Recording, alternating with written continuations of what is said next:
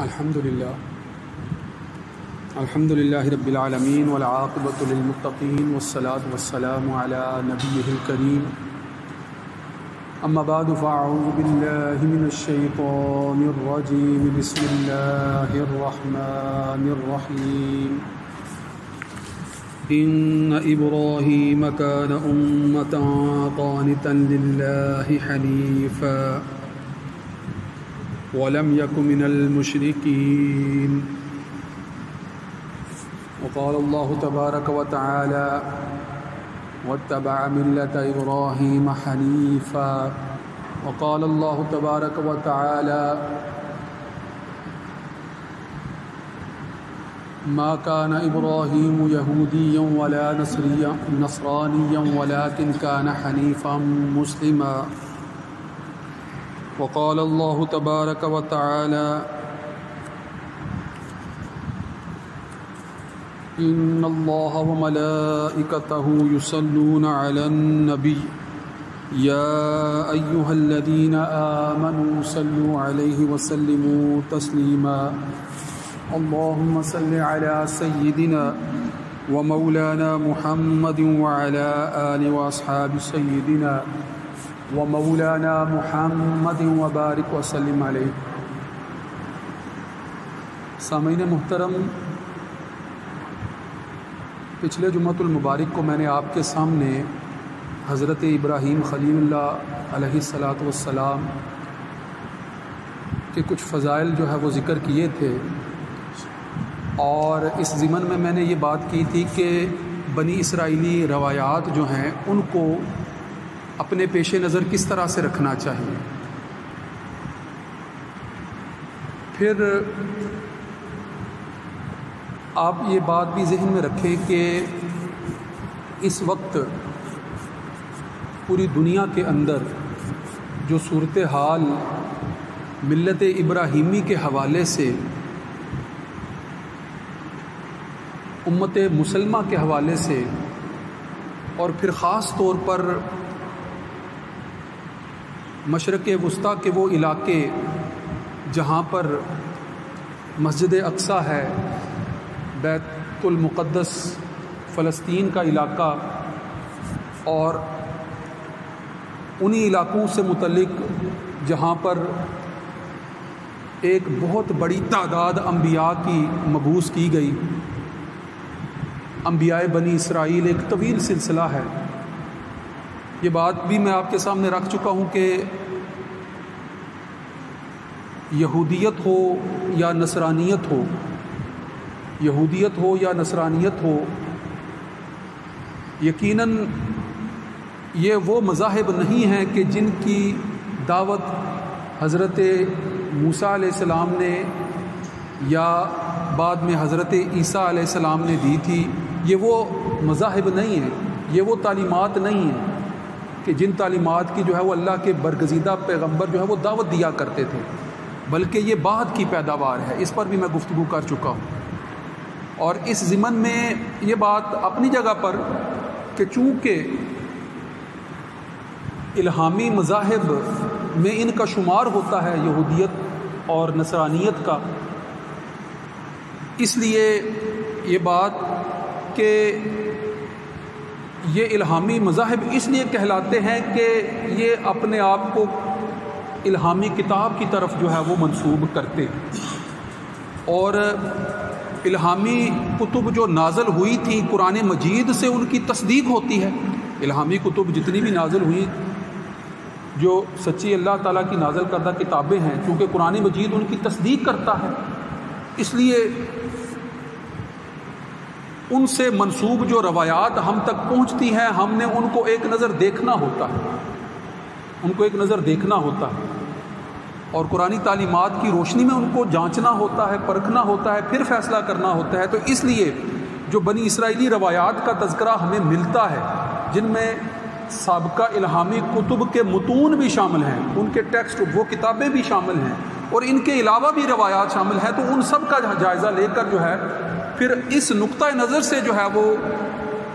درست بات تک پہنچا جاتا ہے کہ قرآن کی مطابقت میں ہیں، اگر قرآن کی مطابقت میں ہیں تو کسی قدر ان روایات سے فائدہ اٹھا لیا جائے گا، اور اگر قرآن کی مخالفت میں ہے تو ان کو رد کر دیا جائے گا۔ یہ بنیادی اصول ہے۔ اب یہاں پر آج میں گفتگو کو جس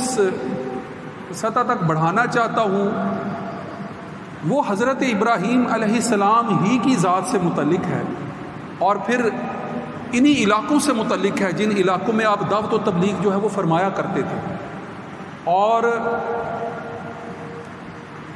اس حوالے سے قرآن مجید نے جو آپ کی صفت بیان کی ہے، آپ کی جو خصوصیت بیان کی ہے،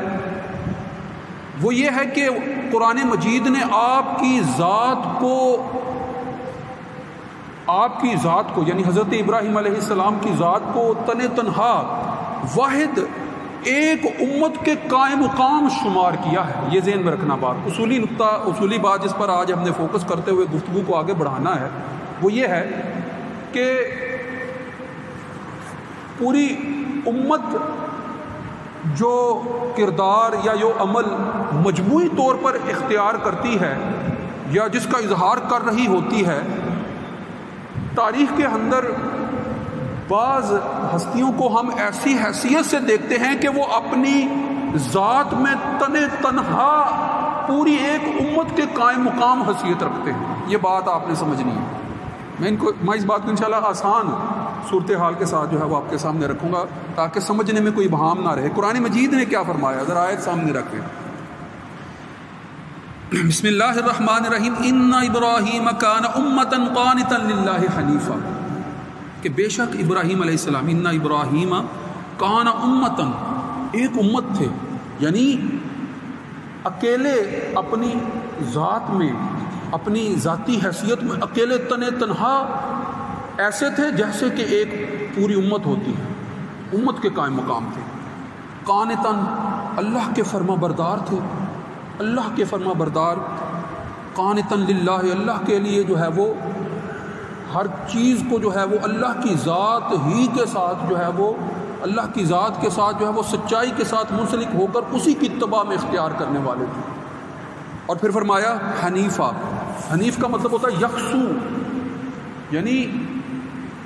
اللہ کی ذات کی طرف ایسے متوجہ تھے کہ ہر قسم کے شرک یا ہر قسم کی جو صورتحال اللہ کی ذات سے انحراف کا سبب بن سکتی ہو اس سے جو ہے وہ بری و ذمہ تھے، اللہ کی طرف جو ہے وہ یکسوئی کے ساتھ جو ہے وہ اللہ کی وحدانیت کے اوپر جو ہے وہ قائم تھے، ایسے یکسو اللہ کی وحدانیت پر جو ہے وہ یکسوئی کے ساتھ قائم حضرت ابراہیم علیہ السلام۔ اب یہاں پر جو اللہ رب العزت خود جو ہے وہ حضرت ابراہیم علیہ السلام کے متعلق یہ فرما رہے ہیں کہ آپ اپنی ذات میں ایک امت تھے، ایک امت تھے، یعنی آپ اگر غور کریں جب حضرت ابراہیم علیہ السلام کی زندگی کا ہم مطالعہ کرتے ہیں، چاہے آپ کے بچپن کا مطالعہ کرتے ہیں، آپ کی جوانی کا مطالعہ کرتے ہیں، یا آپ کے بڑھاپے کا، آپ کی پوری زندگی، آپ کی زندگی سے متعلق جو ہے وہ بنی اسرائیلی روایات ملتی ہیں، ایک اندازے کے مطابق 175 سال عمر تھی آپ کی، حضرت ابراہیم علیہ السلام کی عمر، اور 100 سال سے زائد کا عرصہ اللہ کی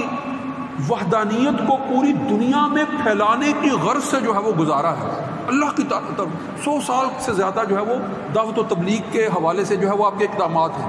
اور یہ آیت اس بات پر استدلال کرتی ہے کہ یہ جو عرصہ آپ نے ایک لمبا عرصہ جو ہے وہ دعوت و تبلیغ میں گزارا ہے، یہ کیسا عرصہ تھا؟ یہ ایسا عرصہ تھا کہ اس دوران جتنا کام آپ نے اکیلے تنہا سر انجام دیا ہے، اتنا کام جو ہے وہ پوری امت کے ذمے جو ہے وہ ہوتا ہے، اور پوری امت جو ہے وہ اگر جو ہے وہ اللہ کی توفیق شامل حال رہی ہو تو پوری امت اتنا کام کیا کرتی ہے جتنا کام جو ہے وہ آپ نے اکیلے تنہا سر انجام دیا ہے۔ یہ ایسی حیثیت ہے۔ اب اس کی تھوڑی سی مزید وضاحت کرتے ہیں، اس بات کو سمجھنا ہے ہم نے۔ اللہ تعالیٰ نے حضرت ابراہیم کو اپنا دوست کہا ہے، جہاں تورات کی ایک روایت بھی جو ہے وہ حضرت ابراہیم علیہ السلام کو اللہ کا دوست کہتی ہے، مگر وہاں پر ہم نے قرآنی آیات کو اپنے پیش نظر رکھنا ہے اور رسول اللہ صلی اللہ علیہ وسلم کے فرمودات کو اپنے پیش نظر رکھنا ہے، تو قرآن مجید نے تو جو ہے وہ واضح طور پر جو ہے وہ فرما دیا نا کہ واتخذ اللہ ابراہیم خلیلا، کہ اللہ تعالیٰ نے حضرت ابراہیم کو اپنا خلیل بنایا۔ خلیل کسے کہتے ہیں؟ خلیل عام الفاظ میں دوست کو کہتے ہیں، ہم اس کا ترجمہ جو ہے وہ دوست کا کرتے ہیں، خلیل دوست کا کرتے ہیں، مگر یہ ایسی دوستی نہیں ہے کہ جس طرح کی دوستی جو ہے وہ ہم احباب میں آپس میں ایک دوسرے کے ساتھ ہوتی ہے، یہ صرف ایسی دوستی نہیں ہے۔ خلیل اس کو کہتے ہیں کہ جس کے دل میں اللہ کی محبت اس طرح سے رچ بس چکی ہو کہ اب اور کسی کی محبت اس دل میں داخل نہیں ہو سکتی۔ خلیل ایسی محبت ہوتی ہے۔ خلیل اس کو کہتے ہیں کہ جس کے دل میں اللہ کی محبت کے علاوہ کسی اور محبت کا جو ہے وہ شائبہ تک بھی باقی نہیں رہتا ہے، ایسی محبت، یعنی وہ اللہ کی محبت میں اپنے آپ کو ایسا جو ہے وہ منہمک کر لیتے ہیں کہ کسی اور چیز کی، مثلا حقیقی محبت تو اللہ ہی کی محبت ہے، باقی اگر دنیاوی اعتبار سے اگر کسی محبت کا ذکر کیا جائے تو وہ مجازی محبت ہوگی، وہ عارضی محبت ہوگی، وہ سطحی محبت ہوگی، وہ حقیقی محبت نہیں ہوگی۔ حقیقی محبت تو صرف اللہ ہی کی ذات سے ہوتی ہے، حقیقی محبت۔ خیر یہ ایک الگ موضوع ہے، اس کی تفصیل میں الگ سے۔ تو اللہ رب العزت نے اپنے خلیل کو جب اس دنیا میں بھیجا ہے تو اس وقت اس دنیا کی حالت کیسی تھی اس کا بھی جائزہ لے لینا چاہیے کہ یہ سچی محبت، اگر ہم اس کو کہیں یہ محبت سچی محبت ہے، اور اس محبت اور عشق میں جو ہے وہ کوئی اور ان جیسا اس دور میں موجود نہیں ہے، تو یہ عین حقیقت ہے۔ اس طرح کہ جس طرح سے جو ہے وہ کفر و شرک پوری دنیا کو اپنے محیط یعنی اپنے گھیرے میں جو ہے وہ لیے ہوئے ہے، تو اس وقت اگر کوئی تنہا توحید کے علمبردار تھے تو وہ صرف اور صرف حضرت ابراہیم علیہ السلام کی ذات تھی۔ پوری دنیا میں جو ہے وہ کفر و شرک کی جو ہے وہ ہر طرف جو ہے وہ عام حالت میں جو ہے وہ فضا چھائی ہوئی نظر آتی ہے، پھیلا ہوا نظر آتا ہے، مثلا یہاں تک کہ قرآن نے جو ہے وہ سب سے پہلے جو ایک مکالمہ جو ہے وہ ذکر کیا ہے، نقل کیا ہے، وہ حضرت ابراہیم علیہ السلام کا اپنے والد ہی سے تھا، کہ جس کے متعلق جو ہے وہ کہا جا رہا ہے کہ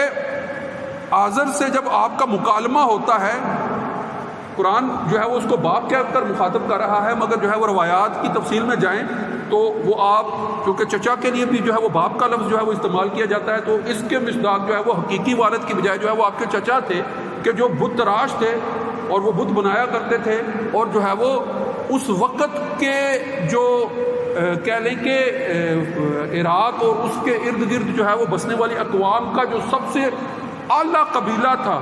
سب سے اعلیٰ نسل کا قبیلہ جس کو سمجھا جاتا تھا، اس کے جو ہے وہ ایک خاص فرد کی حیثیت سے جو ہے وہ ان کا مقام تھا، بڑے عہدے پر فائز تھے، آزر جو ہے وہ وہاں پر عہدے پر بڑے فائز تھے، اور اس حیثیت سے جو ہے وہ اس بات کو تو سننے تک کے لیے تیار نہیں تھے کہ ان کی اپنی نسل میں سے کوئی فرد جو ہے وہ ان کو یہ کہہ رہا ہو کہ آپ جن بتوں کی پوجا کر رہے ہیں یہ آپ کو کچھ بھی فائدہ نہیں پہنچا سکتے۔ جب اس بڑے پیمانے پر جو ہے وہ کفر و شرک کا رد جو ہے وہ اپنے خاندان سے جو ہے وہ آغاز کرتے ہوئے کر رہے ہیں، تو اس رد پر غور کرنا چاہیے نا کہ جو سب سے بڑے مذہب کے دین کے علمبردار ہیں، مذہبی حیثیت رکھنے والے خاندان ہیں، وہ سب کے سب جس مذہب کو جو ہے وہ ترویج دیتے ہوئے نظر آ رہے ہیں وہ کفر و شرک پر مبنی ہے، اور اس کے خلاف سب سے بڑے پیمانے پر جو ہے وہ شرک کے رد کے طور پر جو ہے وہ اپنا کردار ادا کر رہے ہیں، اور بچپن سے ہی ہے اور پھر لڑکپن سے ہی کہ جب جو ہے وہ نمرود کے دربار میں جو ہے وہ شہرت پہنچتی ہے کہ یہ ہمارے جو ہے وہ بتوں کو جو ہے وہ برا بلا کہتے ہیں، یہ تو ان کو توڑنے کے جو ہے وہ در پہ آ گئے ہیں، بتوں کو توڑ کر جو ہے وہ کلہاڑی جو ہے وہ بڑے بت کے کندھے پر رکھ کر جو ہے وہ الزام بھی جو ہے وہ بڑے بت کے ساتھ لگا رہے ہیں کہ یعنی ہمارے ہی خداؤں کو جو ہے ملزم قرار دے رہے ہیں، پھر اسی پاداش میں جو ہے وہ آپ کو جو ہے وہ سزا کا جو ہے وہ مستحق سمجھتے ہوئے جو ہے وہ بڑے پیمانے پر آگ کا الاؤ تیار کیا جا رہا ہے، آپ کو آگ میں پھینکنے کی تیاریاں کی جا رہی ہیں، آپ کو آگ میں پھینک دیا جاتا ہے، تو اس وقت اگر اللہ کی ذات کس کو بچا رہی ہے وہ اپنے قریب ترین سب سے محبوب ہستی ہی کو تو اس وقت جو ہے وہ آگ سے بچا کر جو ہے وہ آگ کو حکم دے رہی ہے نا کہ یا نار کونی بردا و سلاما۔ یہ بات سمجھنی چاہیے نا کہ اس وقت اگر کوئی فرد جو ہے وہ اللہ کی سچی محبت کا علمبردار ہے، کفر اور شرک کے مقابلے میں سب سے بڑی جو ہے وہ قوت اور طاقت اور سب سے بڑا جو ہے وہ ان کے مخالف جو ہے وہ نظر آ رہا ہے، وہ فرد وہ آپ ہی کی ذات ہے نا، تو اس لیے ایک واحد تنہا موحد ذات ہی جو ہے وہ یہ کام سر انجام دے رہی ہے، جو اللہ کی وحدانیت پر جو ہے وہ یقین کامل رکھتی ہے۔ اب ذرا آگے بڑھیے، ذرا غور کیجئے کہ یہ کام جو دعوت و تبلیغ کا تھا، پھر یہی نہیں ہے کہ صرف عراق تک جو ہے وہ محدود تھا۔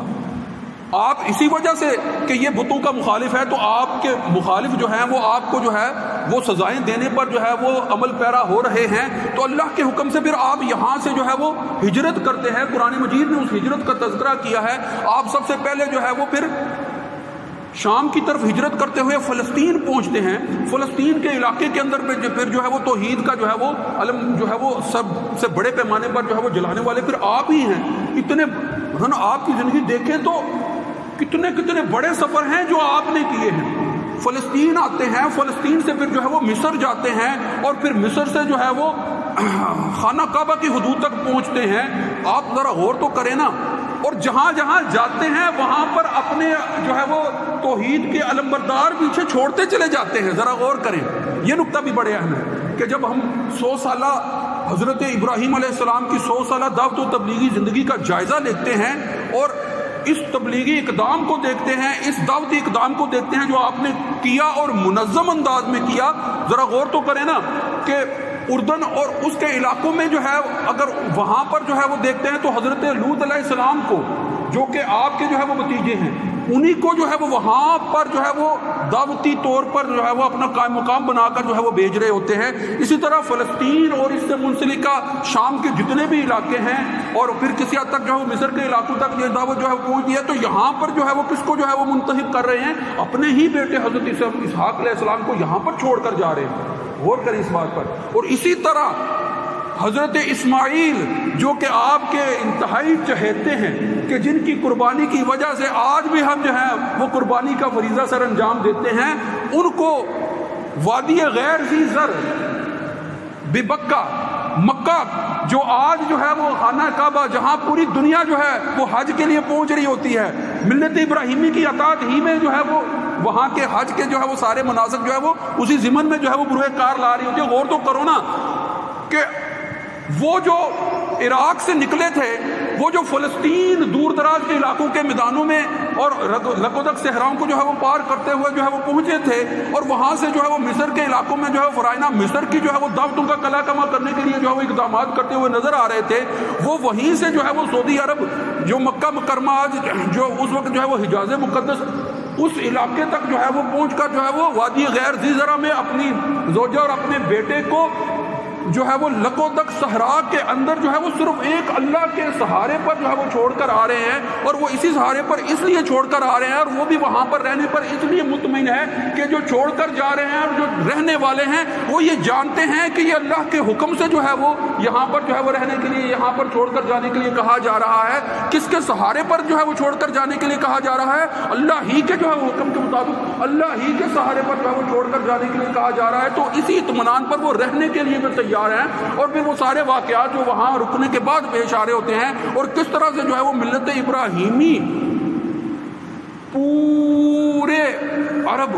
اور مشرق وسطیٰ اور جہاں جہاں تک اس وقت کی معلوم دنیا کے اہم مراکز تھے، وہاں وہاں تک توحید کا پیغام بڑے پیمانے پر پہنچانے کا کام جو ہے وہ جس طرح طویل سفر کر کے حضرت ابراہیم علیہ السلام نے سر انجام دیا ہے، یہ آپ کی ذات ہی سے جو ہے وہ منسوب پہلو ہے۔ اور غور کرنا چاہیے کہ یہ وہ کام ہے۔ آج جس دور میں ہم رہ رہے ہیں نا، یہ بڑے وسائل والا دور ہے۔ آج جس دور میں ہم رہ رہے ہیں یہ بڑے وسائل والا دور ہے، انٹرنیٹ کا دور ہے نا، جو ہے وہ میس کمیونیکیشن کو جو ہے وہ بڑی فوقیت حاصل ہو چکی ہے نا، ہم لمحوں میں اپنے پیغام دنیا کے کونے کونے تک پہنچا دیتے ہیں نا، ایسا ہی دور ہے نا۔ پیغام پہنچ رہا ہوتا ہے مگر کیا پیغام کا اثر بھی ہو رہا ہوتا ہے؟ یہ ایک الگ بحث ہے، یہ ایک الگ بحث ہے۔ پیغام پہنچ رہا ہوتا ہے، پیغام کیا درست بھی پہنچ رہا ہوتا ہے؟ یہ بھی دوسری بحث ہے۔ غور تو کرو نا، جھوٹ کے پاؤں نہیں ہوتے ہیں تو وہ جس طرح بغیر پاؤں کے پوری دنیا میں آن کی آن میں پھیل رہا ہوتا ہے، اسی جدید دور کے اسی سوشل میڈیا نے ہی تو اس کو عملی طور پر جو ہے وہ سامنے ظاہر کر کے ثابت کر دیا نا۔ مگر بات کو سمجھیے گا، پہلو کو سمجھیے گا، تفصیل کو سمجھیے گا کہ نبی کی ذات ہو، اللہ کی دعوت، اللہ کی طرف دعوت دینا اور توحید کا حکم جو ہے وہ عام کرنا اور پھیلانا ہو، تو پھر اس کے لیے صرف جو ہے وہ توحید کے چند جملے نہیں چاہیے ہوتے، بلکہ توحید پر عمل پیرا پوری ذات بھی جو ہے وہ عملی نمونے کے طور پر سیرت کے مجموعی حیثیت کے ساتھ جو ہے وہ چاہیے ہوتی ہے۔ اللہ تعالیٰ نے انبیاء اسی لیے مبعوث فرمائے کہ وہ صرف یہ نہیں ہے کہ پیغام پہنچا دے بلکہ اپنے عملی نمونے سے اس پیغام کے سارے ثبوت بھی جو ہے وہ ہم پہنچا دے۔ ذرا غور تو کرو نا اس پہلو پر کہ یہ پورے سیرت کے عملی ثبوت حضرت ابراہیم علیہ السلام کی ذات صرف جو ہے وہ عراق میں نہیں، صرف فلسطین میں نہیں، صرف شام کے علاقوں میں نہیں، صرف مصر کے علاقوں میں نہیں، بلکہ جو ہے وہ سعودی عرب، موجودہ سعودی عرب جو اس وقت کے حجاز مقدس یا اس وقت کے لقدق صحرات کے جہاں پر جو ہے وہ کچھ بھی موجود نہیں تھا، جہاں پر اس کے بعد سے جو ہے وہ پھر عبادیاں ہی آبادیاں بڑھتی چلی گئی اور وہاں پر جو ہے وہ اقدامات جو ہے وہ دن بہ دن بڑھتے چلے گئے۔ اور یہ نہیں ہے کہ یہ سارے اقدامات جو ہیں وہ خود بخود جو ہے وہ ہوتے چلے گئے، نہیں، یقیناً اللہ رب العزت کی تائید و نصرت شامل حال تھی۔ آپ نے جو ہے وہ اس وقت کے سخت حالات کے اندر مشقتوں میں، مصیبتوں میں اپنے آپ کو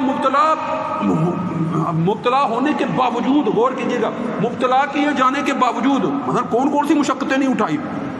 نبوی حیثیت پر بھی فائز ہیں اور آگ میں بھی ڈالنے کے لیے جو ہے وہ اقدامات جو ہے وہ آپ برداشت کر رہے ہیں، نبوی حیثیت پر بھی فائز ہیں اور آپ کو جو ہے وہ سفر کرنے پر مجبور بھی کیا جا رہا ہے، نبوی حیثیت پر بھی فائز ہیں، مگر آپ کو آزمایا، آپ کے اپنے بیٹے ہی کی قربانی سے جو ہے وہ جایا جا رہا ہے، مگر آزمائشیں جو ہے وہ بڑھتی چلی جا رہی ہیں، کس قدر جو ہے وہ بڑھتی چلی جا رہی ہیں۔ جب آزمائشیں بڑھتی چلی جا رہی ہیں تو مقام و مرتبے بھی بڑھتے چلے جا رہے ہیں، اور مقام و مرتبے کیسے بڑھتے چلے جا رہے ہیں کہ پھر آنے والی پوری دنیا کے اندر جتنی بھی بنی نوع انسانی ہے سب کے امام کی حیثیت بھی آپ کو ہی عطا کی جا رہی ہے، آپ ہی کو عطا کی جا رہی ہے۔ اب غور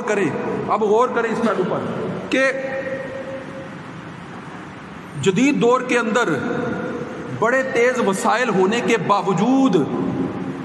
بڑی بڑی ٹیمیں تیار کی جاتی ہیں، پورے میڈیا سیل تیار کیے جاتے ہیں، اور پھر جا کر جو ہے وہ اپنے پیغام کو جو ہے وہ زبان زد عام کرنے کی ایک کوشش کی جاتی ہے جس کا اثر وقتی ہوتا ہے۔ وہ پیغام جو ہے وہ کسی کی زندگی میں، کسی کے قلب و روح میں سرایت نہیں کرتا ہے، اس پر وہ عمل پیرا جو ہے وہ پھر بھی مرضی سے ہوتا ہے۔ مگر انبیاء کی دعوت کو ذرا دیکھیں نا کہ اللہ تعالیٰ نے کس شان کے ساتھ جو ہے وہ پوری دنیا کے اندر پھیلا رکھا ہے کہ انبیاء کی اس دعوت کو کہ جس پر جو ہے وہ اب جو ہے وہ چاہے کوئی سامی ادیان میں سے یہودیت پر جو ہے وہ قائم ہو، چاہے نصرانیت پر قائم ہو، یا جو ہے وہ شرک و بت پرستی کا وہ غلغلہ جو مشرکین مکہ کے دلوں میں تھا، وہ بھی جو ہے وہ حضرت ابراہیم علیہ السلام کی ذات پر جو ہے وہ ایسے متفق تھے، ایسے جو ہے وہ ان کو اپنے لیے محترم مانتے تھے کہ ان سے بڑھ کر کوئی اور ذات جو ہے وہ ان کے لیے محترم جو ہے وہ نہیں ہو سکتی ہے۔ اب ذرا غور کریں کہ اسی ذات کے ذریعے جس پیغام حق کو جو ہے وہ انہیں مشرکین تک پہنچایا جا رہا ہے، تو یہی تو تھا کہ تم یہ